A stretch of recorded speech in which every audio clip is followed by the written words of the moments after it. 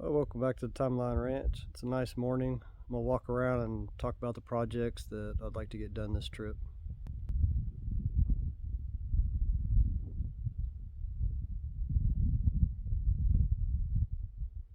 Mild breeze this morning, but not bad. So one of my side projects is all these concrete pieces I made to cap the stairs in there. Starting from here, that way is all the concrete pieces. I've got another piece over there that goes in there.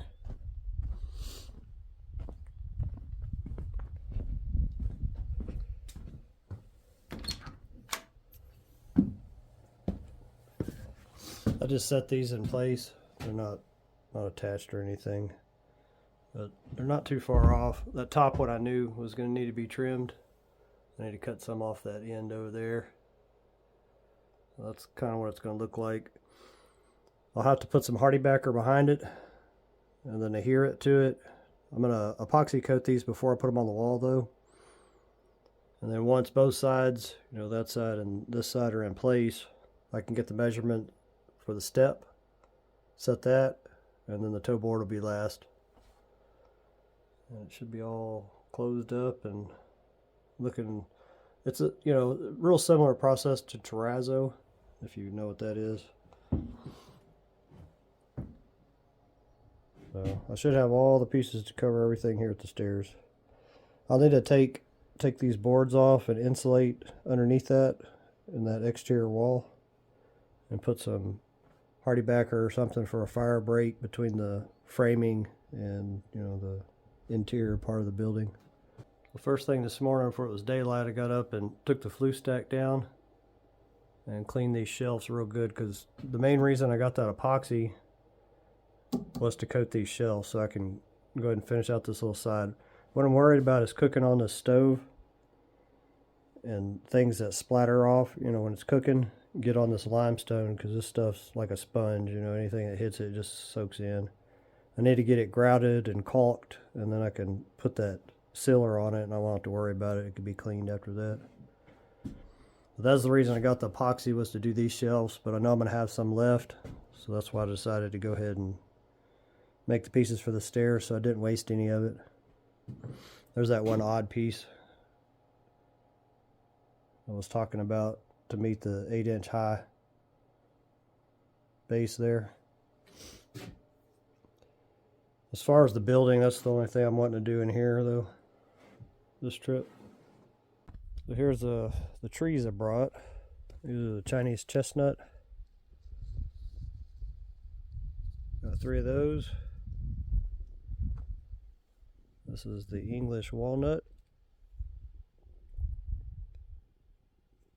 We've got 3 of those. And then 3 Mission, Texas almond trees. Actually has a couple little almonds on it. I'm sure they'll drop off though before they mature all the way. So they'll be planted in those pre-dug places that I put the topsoil down this side of the pond here. I've already have the 9 spaces ready to go. That's one of the things on my to-do list.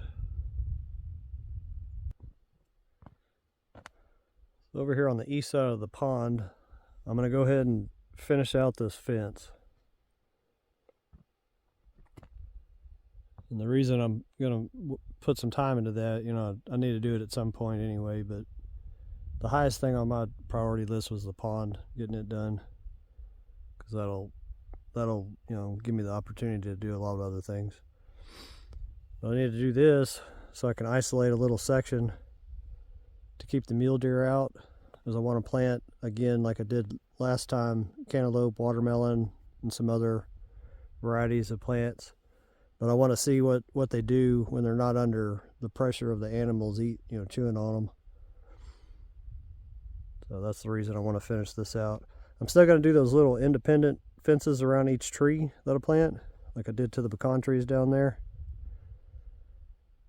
But I'm just going to isolate a little section, maybe I don't know, 50 feet or something like that for now, and see, see how that little area handles it without anything eating in that area.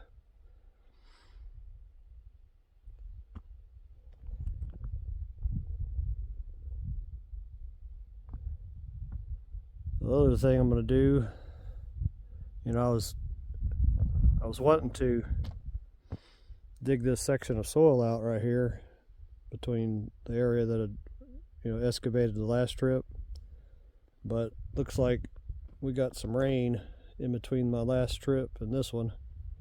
Usually this time of the year it's a little lower than this, the pond.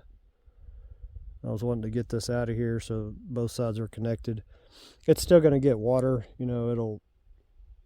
this side will get water from the North Creek that feeds in from over here, and of course the main creek for the other side. And then once the pond's completely full, it's going to be 10 inches over where I'm standing right here. But I wanted to get this out. Looks like I'll be focusing on, once I get the trees and the fence done, hauling all these spoils out of here, sorting them, and I'll work on this lower portion of the road where I can make that. It's a swell, but it's also a type of bar ditch because it is going to drain in one direction, but it'll be level. I'll make it where it pools to a certain point and then it drains out after that, eventually ending up in the North Creek that feeds the pond. So I'll work on this, get that out of there. That's going to take a couple days to get all that out. It's a lot of material. And then I'll start digging this shelf back off this 25-foot radius that I'm building here. And that'll keep me busy for this time I have here.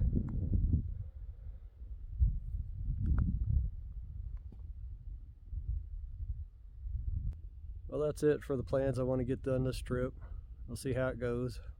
See you on the next one.